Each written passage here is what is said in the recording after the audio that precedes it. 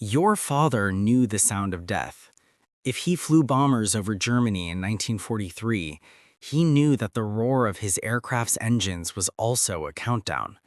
He knew that somewhere over the continent, usually about 250 miles from the English coast, the little friends would wave their wings and turn for home. And from that moment until he crossed back over the channel hours later, he was on his own. The little friends were the American fighter escorts, the P-47 Thunderbolts that were supposed to protect him from German interceptors. They were brave men and capable machines, but those machines had the range of a sports car. They could take him partway into Germany, then they had to leave. And after they left, the Luftwaffe arrived. Wave after wave of Messerschmitts and Focke-Wulfs, tearing into formations of flying fortresses that had no choice but to press on toward targets that were still hours away. On October 14, 1943, your father, or men just like him, flew to Schweinfurt to bomb ball-bearing factories critical to German war production. They lost 60 B-17s that day, 600 men killed or captured. The mathematics of those missions were brutal and simple. Without long-range fighter escort, bomber crews faced statistical certainty of death before completing their 25-mission tours. But here is the part of the story your father may never have known.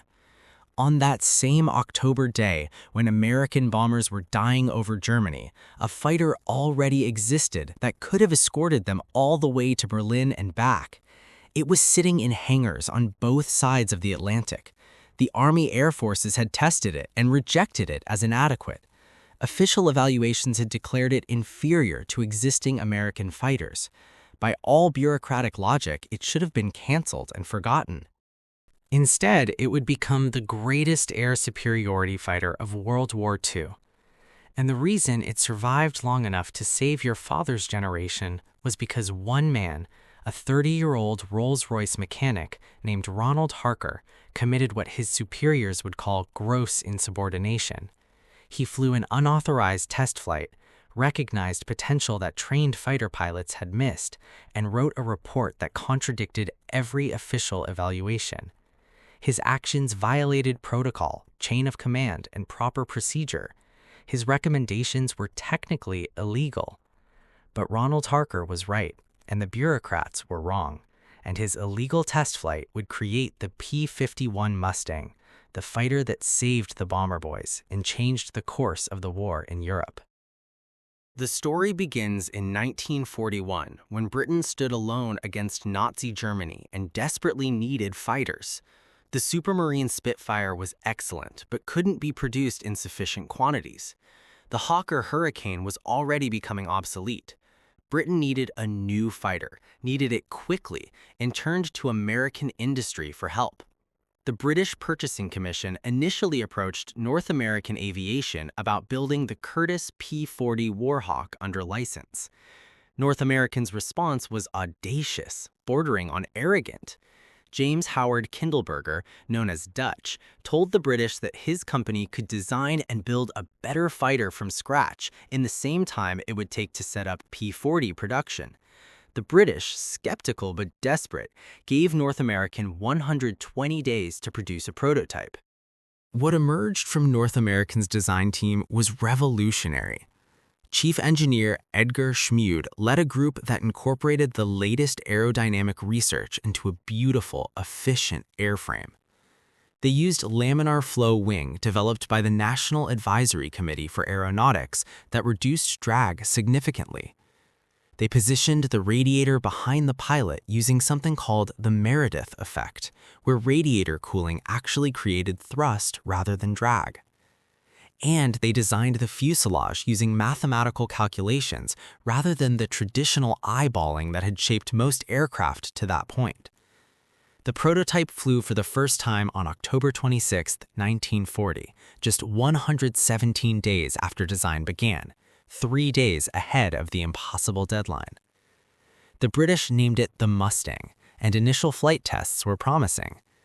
The aircraft was fast at low altitude, reaching 380 miles per hour at 15,000 feet. It was maneuverable, Pilots praised its handling characteristics, and its range, thanks to internal fuel capacity plus provisions for external drop tanks, exceeded any existing single-engine fighter. The British ordered immediately. By mid-1941, Royal Air Force squadrons were receiving their first Mustangs. Your father, if he was paying attention to aviation news in those days, might have read about this promising new American fighter that the British were buying in quantity. But there was a problem, a fundamental, crippling problem that would relegate the Mustang to secondary roles and bring it to the edge of cancellation. The Allison V1710 engine that powered the early Mustang was adequate at low and medium altitudes, but above 15,000 feet, it was terrible. The engine used a single-stage, single-speed supercharger that couldn't maintain power as air density decreased at altitude. At 25,000 feet, where modern air combat occurred, the Mustang's performance collapsed. Speed dropped below 300 miles per hour.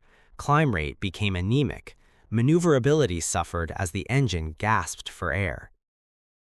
German fighters operating comfortably at 25 to 30,000 feet could simply dive on Mustangs, attack with impunity, then climb away to altitudes where the Allison-powered aircraft couldn't follow. The RAF, recognizing these limitations, relegated Mustangs to low-altitude tactical reconnaissance and ground attack roles. The U.S. Army Air Forces tested the Mustang and reached similar conclusions. They rejected it as unsuitable for high-altitude air superiority missions. By mid-1942, the Mustang appeared destined for historical footnote status, a promising design crippled by inadequate engine performance, useful for secondary missions, but unable to fulfill the critical need for long-range escort fighters. Your father, if he was training to fly bombers in those days, would never have heard anyone suggest that the Mustang might someday save his life. Ronald Harker was not a fighter pilot. He was a 30-year-old Rolls-Royce company test pilot and engine specialist based at the Hucknall facility in England. His job involved testing engines in various aircraft and providing technical feedback to Rolls-Royce engineers. He had no authority to evaluate American fighters, make recommendations about their deployment, or suggest modifications to foreign military aircraft. On April 30, 1943, Harker visited Royal Air Force Duxford to observe Mustang Mark I's operating in their tactical reconnaissance role. The squadron commander, discussing the aircraft's limitations with Harker, mentioned offhandedly that the Mustang was brilliant below 15,000 feet, useless above. Then he offered Harker a chance to fly one, probably expecting the test pilot to confirm what everyone already knew. What happened next would change aviation history. Harker climbed into the Mustang's cockpit and conducted what should have been a routine familiarization flight. But as he put the aircraft through its paces, something clicked. The airframe was exceptional. The aerodynamics were superb. The handling was beautiful. Everything was right except the engine. And Harker, being a Rolls-Royce engine specialist, immediately understood what that meant. He knew the Rolls-Royce Merlin engine intimately. The Merlin was powering Spitfires, Hurricanes, Mosquitoes, and Lancasters. It was Britain's most successful aero engine, and its secret was a two-stage, two-speed supercharger that maintained power output to 30,000 feet and beyond. While the Allison gasped at 25,000 feet, the Merlin was just getting started. As Harker flew the Mustang back to Duxford, a radical idea formed. What if you married the Mustang's exceptional airframe to the Merlin's high-altitude performance? The combination could produce a fighter with low-altitude speed and range plus high-altitude capability. It would be the best of both worlds. After landing, Harker committed his act of insubordination. Without authorization from Rolls-Royce management, without approval from RAF command, without permission from American authorities, he wrote a detailed report recommending that the Mustang be re-engined with the Rolls-Royce Merlin. His report stated that the Mustang airframe was superior to any fighter currently in production, that its only limitation was the Allison engine's altitude performance, and that installation of the Merlin engine would create an aircraft combining the Mustang's range and handling with the Merlin's high-altitude power. The report went to Air Vice Marshal Sir Wilfrid Freeman, who recognized its potential immediately. Freeman had the authority to act, but he faced a diplomatic problem. The Americans had tested the Mustang and rejected it. Suggesting they'd made a mistake risked offending allies, and Freeman had no jurisdiction over American aircraft procurement. But Freeman understood that winning the war mattered more than diplomatic niceties. He forwarded Harker's report to the Ministry of Aircraft Production with a note that read, "This may be the most important recommendation to cross my desk this year. We should pursue it regardless of diplomatic complications." Your father, training to fly bombers or already flying missions over Europe in the spring of 1943, had no idea that his survival might depend on winning a bureaucratic battle being fought in offices on both sides of the Atlantic. The idea of re-engineering the Mustang with the Merlin wasn't entirely new. Several engineers had suggested it informally, but official channels had rejected the concept for multiple reasons, each seemingly logical individually but collectively disastrous. First, the Allison engine was American-made, while the Merlin was British. National pride and industrial policy favored American engines in American aircraft. Second, the Merlin was already in short supply for British aircraft production. Diverting Merlins to American fighters would reduce Spitfire and Lancaster production. Third, re-engineering an existing aircraft to accept a different engine required time and resources. Why modify a rejected design when existing fighters were available? Fourth, and most significantly, the procurement bureaucracy had already invested in other solutions. The P-47 Thunderbolt and P-38 Lightning were approved, in production, and deployed. The system had committed to these aircraft. Suggesting a different solution implied the original decisions were wrong, something bureaucracies resist admitting. But by spring of 1943, the bomber crisis was undeniable. The 8th Air Force was losing bombers at unsustainable rates on deep penetration raids into Germany. The P-47, excellent in combat, lacked range. The P-38, with adequate range, suffered mechanical problems in European weather. Neither could escort bombers to targets deep in Germany. Air Vice Marshal Freeman contacted the U.S. Army Air Forces through official channels, suggesting that testing a Merlin-powered Mustang might prove valuable. The American response was lukewarm at best. A memo from Wright Field stated that the RAF's suggestion was noted, but the Americans had already committed to the P-47 and P-38 for escort duties. Modifying an aircraft already rejected as unsuitable seemed inefficient. But Freeman had an ace to play. Rolls-Royce had already begun the conversion independently, without American permission, without official approval. Rolls-Royce engineers at Hucknall removed the Allison engine from a Mustang Mark I and began fitting a Merlin 61. This was the mechanical equivalent of grand theft aircraft. The Mustang belonged to the RAF, purchased from America under Lend-Lease. Modifying it without consulting the manufacturer or the purchasing government violated every protocol. But Freeman had given tacit approval and Rolls-Royce proceeded. The conversion required significant engineering. The Merlin was larger than the Allison, requiring modifications to engine mounts, cowling, and cooling system. The propeller had to be changed. The fuel system needed modification. The project took 4 months. On October 13, 1943, one day before 60 B-17s would be lost over Schweinfurt, the modified aircraft completed its first flight. The test pilot was Ronald Harker himself. He climbed to 25,000 feet and opened the throttle. The results exceeded even his optimistic predictions. At 25,000 feet, the Merlin Mustang reached 430 miles per hour, 70 miles per hour faster than the Allison version at the same altitude. The climb rate was spectacular. Handling remained excellent, and the range, already impressive with the Allison, was unchanged. The Merlin consumed fuel at similar rates, meaning the Mustang's exceptional range carried over to the high-altitude capable version. Harker's flight test report stated simply, "The Merlin Mustang is the finest fighter aircraft I have ever flown, at any altitude. Performance exceeds the Spitfire Mark 9 above 20,000 feet, while maintaining range advantage of over 200%. This aircraft should be put into production immediately." Within days, RAF pilots were testing the Merlin Mustang and confirming Harker's assessment. Combat veterans with kills against German aircraft wrote glowing reports. One squadron leader noted that he had flown Spitfires, Hurricanes, and Thunderbolts in combat, and the Merlin Mustang was superior to all of them above 15,000 feet and equal below. Most importantly, its range was triple the Spitfire.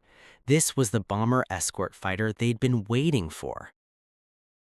The British test results couldn't be ignored. By November 1943, data from the Merlin Mustang was reaching American commanders who understood its implications. General Henry Arnold, commanding the Army Air Forces, saw performance reports that exceeded any existing American fighter. Range of over 2,000 miles with drop tanks, speed of 440 miles per hour at 25,000 feet, service ceiling of 41,000 feet. These weren't projections, this was tested performance from a flying aircraft. Arnold's response was immediate. He sent a directive to North American Aviation: convert 2 P-51s to Merlin configuration immediately, conduct full performance testing, report results directly to my office. But North American was already ahead of him.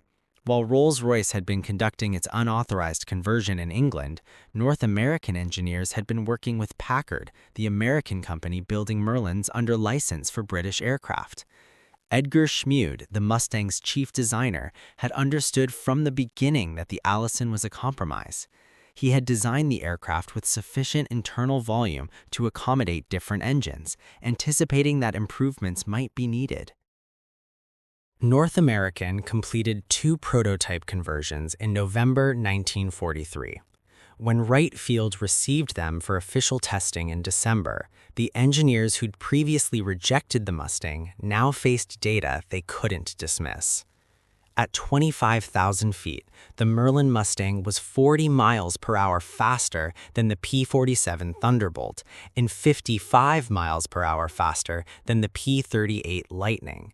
It could outclimb both aircraft at all altitudes above 15,000 feet.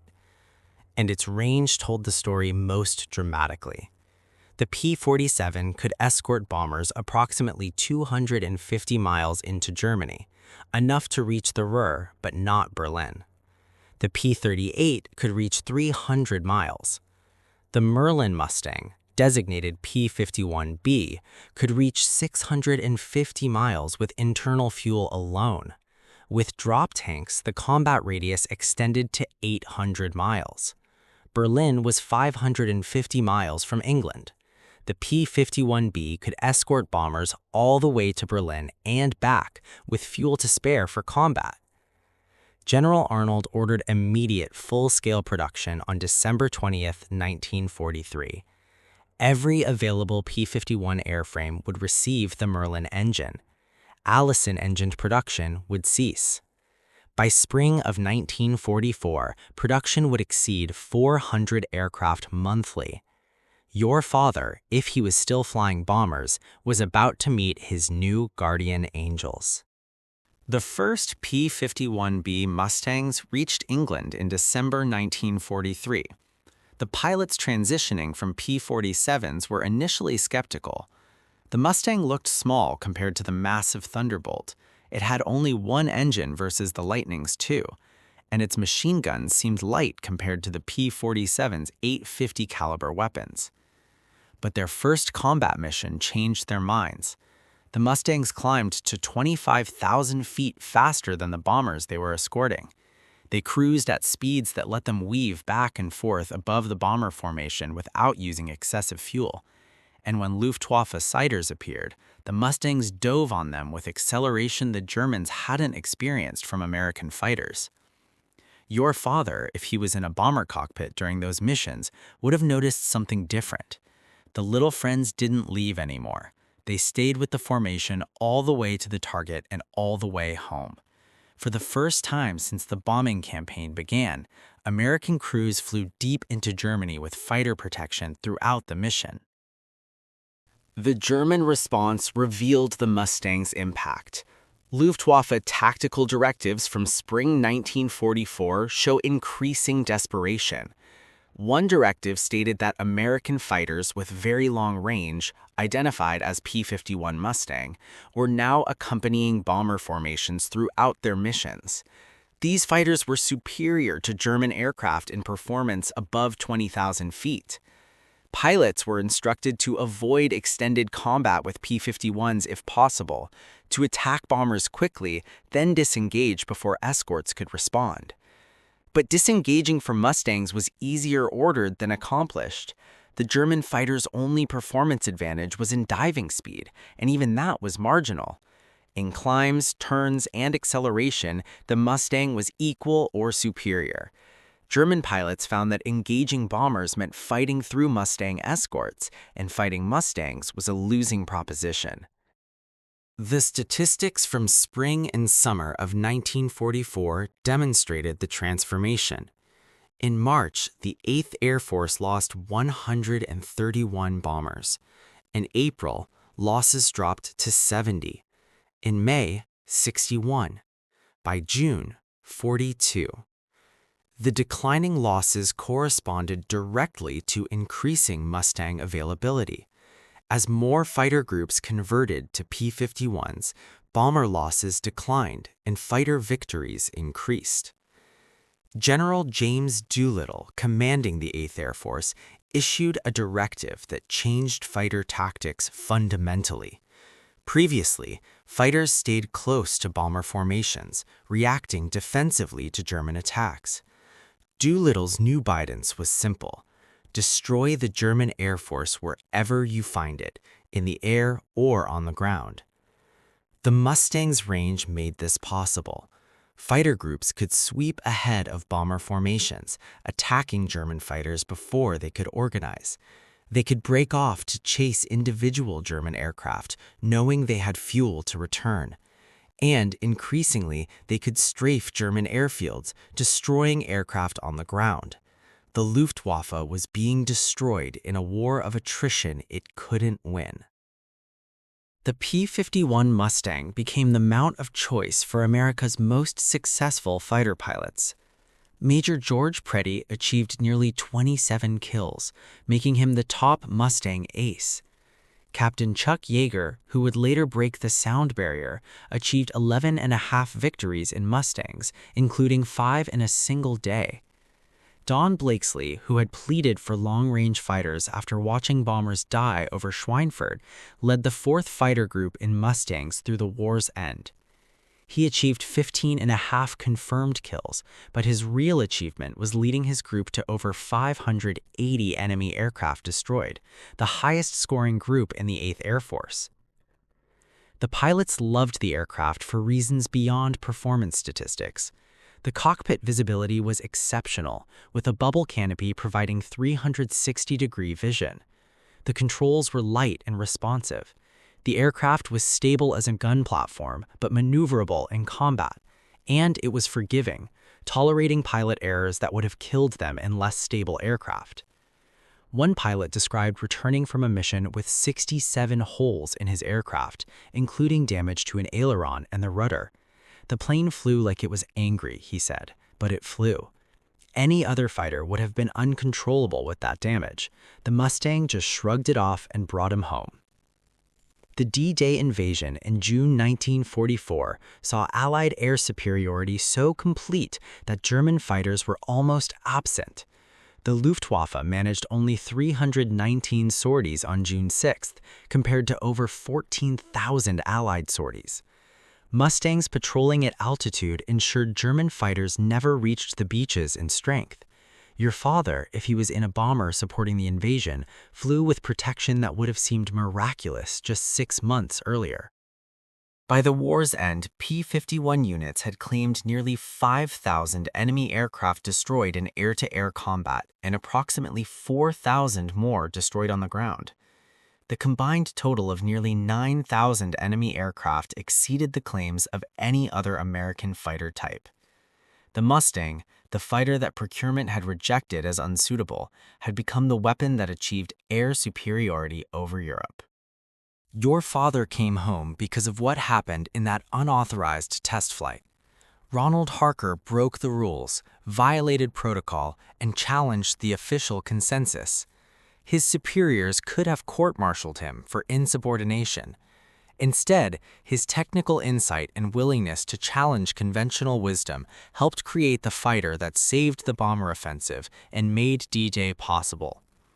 The transformation from rejected design to war-winning weapon took less than a year.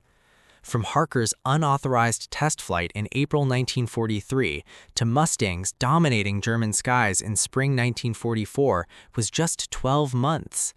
In that year, one mechanic's illegal idea became validated engineering, bureaucratic rejection became enthusiastic acceptance, and a dismissed aircraft became the deadliest fighter in the American arsenal. The story contains lessons that extend beyond aviation history. Sometimes the most important innovations come from unexpected sources. Bureaucratic rejection doesn't necessarily mean an idea lacks merit. Combining existing technologies in new ways can produce revolutionary results, and one person willing to challenge the system can change history. In a post-war interview, Don Blakesley reflected on the Mustang's impact. "We had courage," he said. "We had numbers, we had industrial capacity, but we didn't have the tool to do the job until the Mustang arrived. Once we got it, everything changed. We went from barely surviving missions to dominating the sky." The Mustang didn't just protect bombers, it hunted German fighters wherever they were and destroyed them. It was the fighter we needed, delivered just in time to matter. Today, when a restored P-51 Mustang performs at an air show, the crowd hears the distinctive sound of the Merlin engine and sees the graceful lines of Edgar Schmood's design. But what they're really witnessing is the legacy of Ronald Harker's unauthorized test flight, the validation of one mechanic's illegal idea, and the proof that sometimes the most important breakthroughs come from people willing to violate rules in service of a greater truth.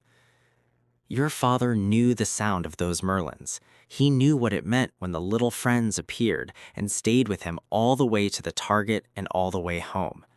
He may never have known the name Ronald Harker or understood the bureaucratic battle that almost killed the Mustang before it could save him. But every time he saw those sleek silver fighters weaving above his formation, he was seeing the result of one man's decision to break the rules. The mechanic was right, the bureaucrats were wrong, and history was changed by one unauthorized test flight that proved sometimes breaking the rules is exactly what victory requires.